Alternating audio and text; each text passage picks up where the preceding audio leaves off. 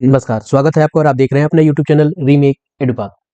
Assets and liabilities का declaration Bihar में शिक्षक या कोई भी कर्मी कैसे भरे ऑफलाइन, इस वीडियो के माध्यम से मैं आपको बताने जा रहा हूं, क्योंकि बहुत सारे कमेंट्स और रिक्वेस्ट मेरे पास आए थे कि सर एक फॉर्म भर के आप जरूर बता दें। तो इस वीडियो के माध्यम से हम आपको अब जो वित्तीय वर्ष है 25-26 के लिए कैसे आप अपने फॉर्म को खुद से भर सकते हैं बताने जा रहे हैं। तो चलिए वीडियो को शुरू करते हैं। और वीडियो को शुरू करने से पहले आपसे आग्रह करेंगे, पहली बार चैनल पे हैं तो चैनल को सब्सक्राइब कीजिए, कंटेंट पसंद आता है तो लाइक शेयर जरूर करें।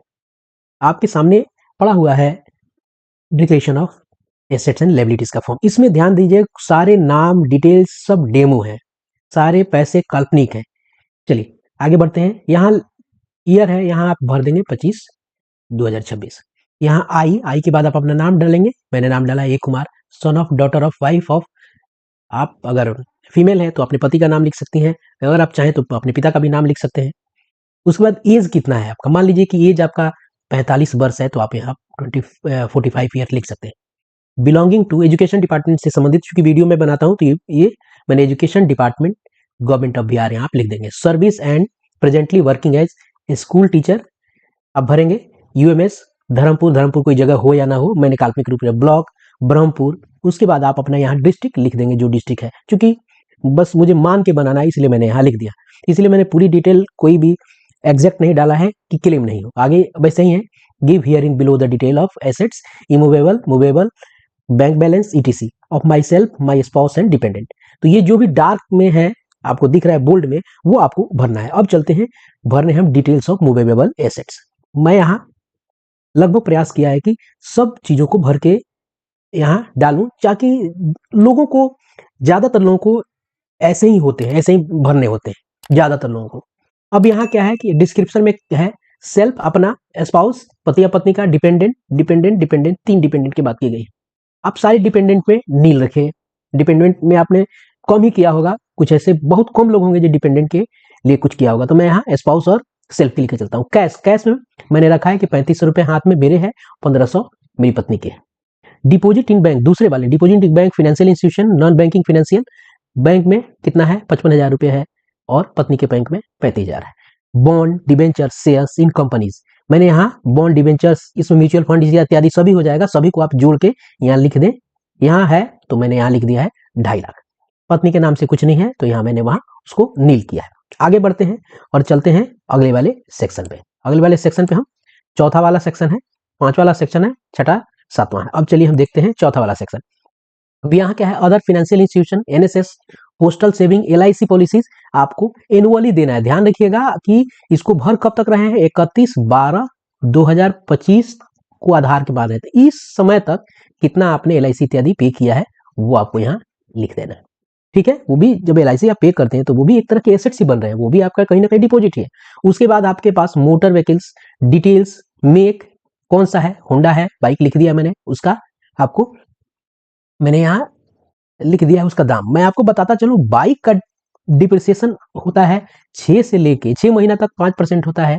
उसके बाद 6 महीना से आपको 1 साल तक 15%, 1 से 2 साल तक 20%, ऐसे ही घटते जाता है डिप्रिसिएशन। तो मान लीजिए साल भर, 1.5 साल हो गया है मेरे पास जो बाइक है, मैंने आप उसी को बना के लिख दिया है यहाँ, उसका भी 87,000 समथिंग है, 20% मैंने वहाँ डिप्रिसिएशन कर दिया है, काट दिया है, यानी इसका 80% यहाँ डाल दिया है। तो आपका बाइक जितना होगा डिप्रिसिएशन देख लेंगे। आपको बता दूं 1 से 2 साल के लिए 20%, 2 से 3 साल के लिए 30%, आप गूगल से देख सकते हैं।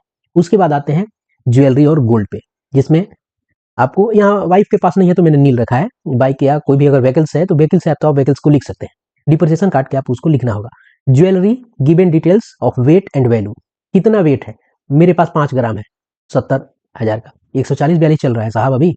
गोल्ड मैंने यहाँ अंदाजे से लिखा है, पत्नी के पास 25 ग्राम है, 3,20,000। सिल्वर उसके पास 100 ग्राम है, 16,000। ऐसे ही आप अंदाजा लगा के आप गूगल से वैल्यू देख सकते हैं। अदर एसेट्स नील मैंने इसको यहाँ रखा है। अब आगे चलते हैं दूसरे एसेट्स पर। वहां दूसरे एसेट्स पे आप क्या लिखेंगे, चलिए उसको देखते हैं। अब यहाँ डिटेल ऑफ इमूवेबल, यानी जिसको आप, ऐसे एसेट्स जिसको आप यहाँ से उधर मूव नहीं कर सकते हैं। जमीन जत्था वही ना हो गया। अब देखिए, एग्रीकल्चर लैंड कितना है, तो मेरे नाम पे 1 बीघा है, पत्नी के नाम पर 1 कट्ठा है। नॉन एग्रीकल्चर नील मैंने रखा है, किसी के पास मान लीजिए प्रति उर्ती है जो एग्रीकल्चर का नहीं है, कमर्शियल व्यू से कोई खरीदा हो, आप उसको वहां लिख सकते हैं जितना है।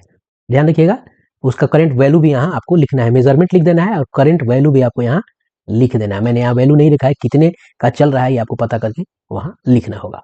चलिए अब आगे दूसरा वाला नॉन एग्रीकल्चर का नहीं है, बिल्डिंग कमर्शियल अगर आपके नाम से बना हुआ है तो ऐसा कुछ ये सारी चीजें लगभग नील ही जाएंगे। Other such interest of property लगभग नील ही जाएंगे। उसके बाद आता है जो भी आपके ऊपर लायबिलिटीज है, लायबिलिटीज को आपको ध्यान देखना है, यानी आपके ऊपर जिम्मेदारियां क्या है, लोन क्या है। अब ए में क्या है, ए में है आपका लोन फ्रॉम बैंक। एसबीआई से मैंने लोन को के लिए लिखा है 1,75,000 लोन है। ध्यान रखिएगा यहाँ लिखना है अमाउंट आउटस्टैंडिंग एज ऑन, कब तक, तो आपको यहाँ क्या लिखना है, यहाँ लिखना है 31/12/2025 तक। उसके बाद loan from financial institution, ICICI एक फाइनेंशियल इंस्टीट्यूशन है, बैंक नहीं है ये, इसके आपको इसके पास से 3.5 लाख मैंने लोन दिखा है। अगर आपके पास नहीं है तो आप यहाँ नहीं लिख सकते हैं। और भी गवर्नमेंट ड्यूज अगर कुछ भी हो, ये सारी चीजें आप वहां नील लिखेंगे।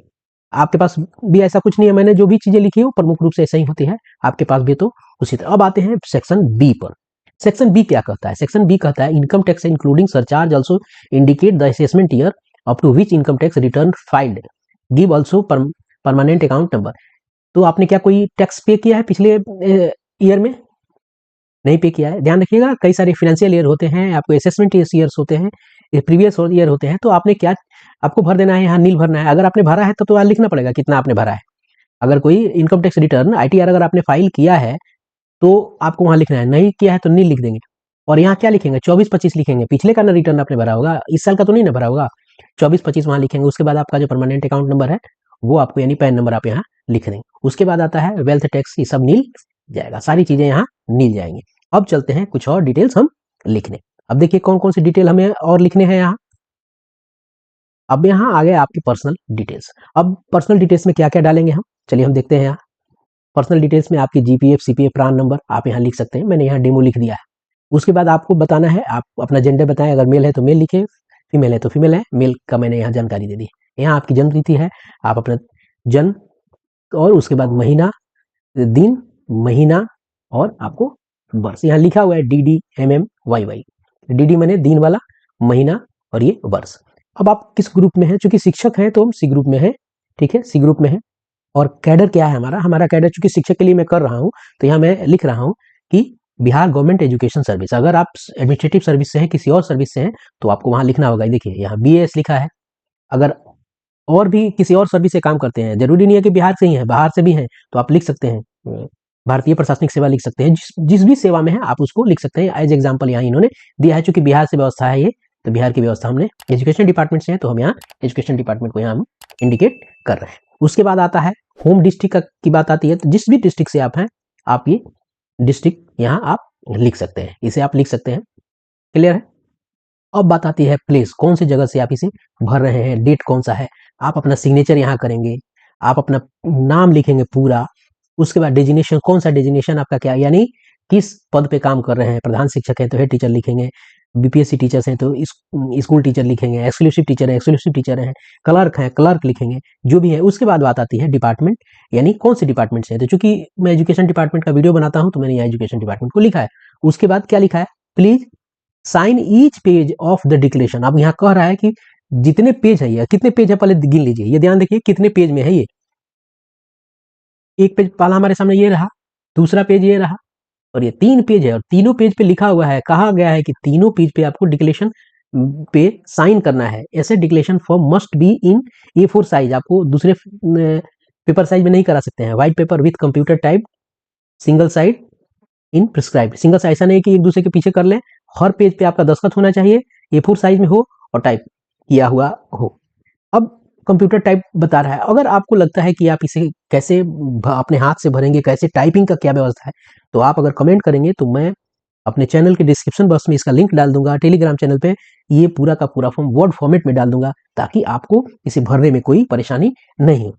तो ये था एसेट डिक्लेरेशन फॉर्म भरने का पूरा लाइव डेमो कि कैसे इसे भर सकते हैं। आपको कहीं भी कोई इशू आता है आप जरूर कमेंट बॉक्स में बताएं कि सर यहाँ क्या डालेंगे, इस तरह से अगर मेरे कंडीशन इस तरह से हैं तो यहाँ क्या डलेगा। तो मैं आपकी मदद करूंगा, जितनी मुझे जानकारी है मैं प्रयास करूंगा कि आपकी सॉल्यूशन मैं कमेंट बॉक्स के द्वारा ही पहुंचा सकूं। तो इस वीडियो में इतना ही, मिलते हैं जल्दी ही नए कंटेंट और नए इन्फॉर्मेशन के साथ। यदि वीडियो पसंद आया है तो लाइक शेयर जरूर कीजिएगा। धन्यवाद, अपना ख्याल रखिए, जय हिंद।